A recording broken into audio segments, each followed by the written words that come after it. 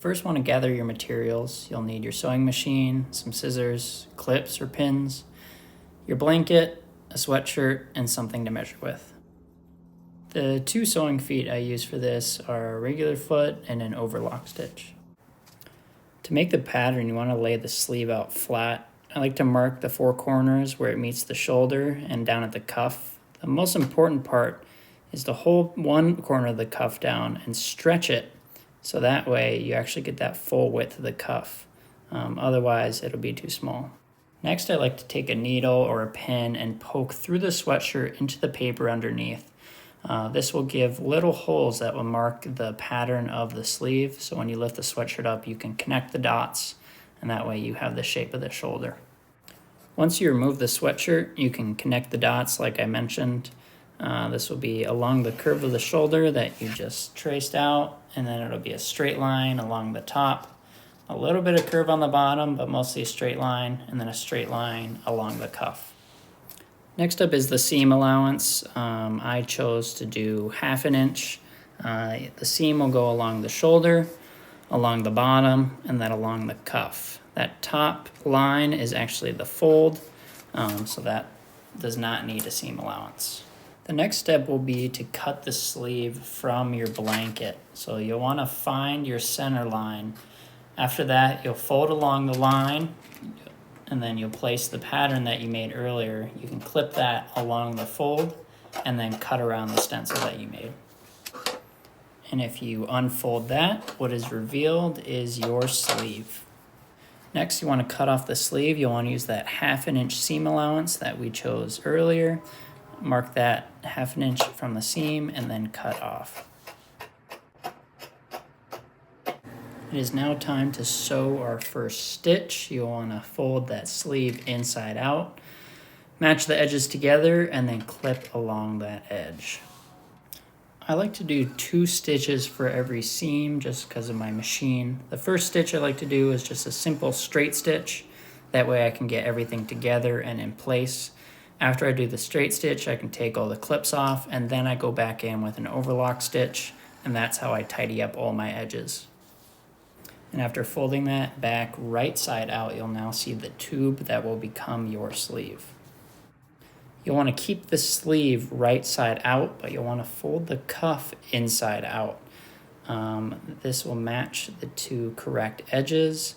Next, you'll want to match the seam on the cuff to the seam on the bottom of the sleeve.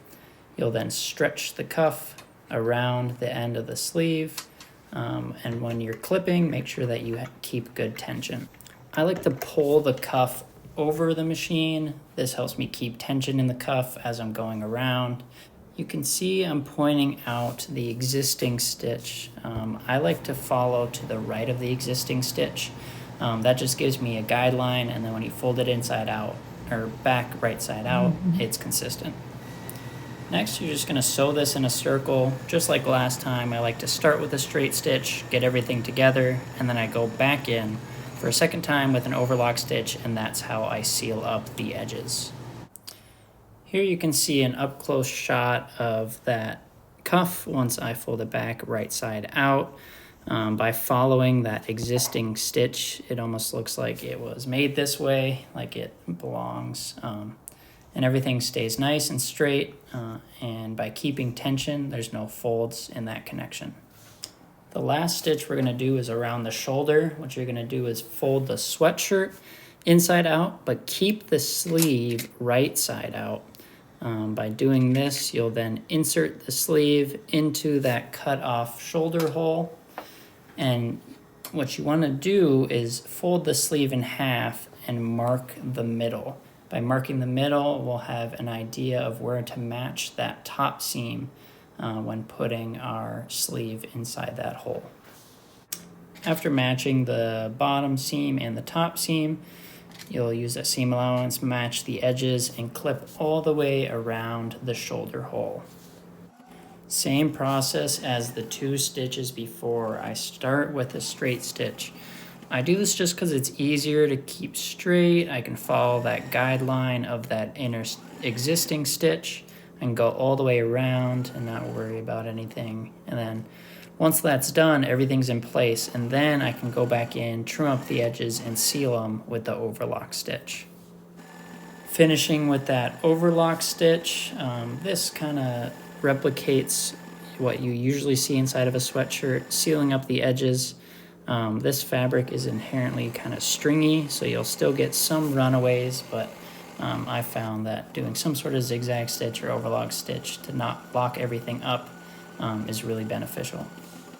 And now you're done. Now you got to just fold everything right side out.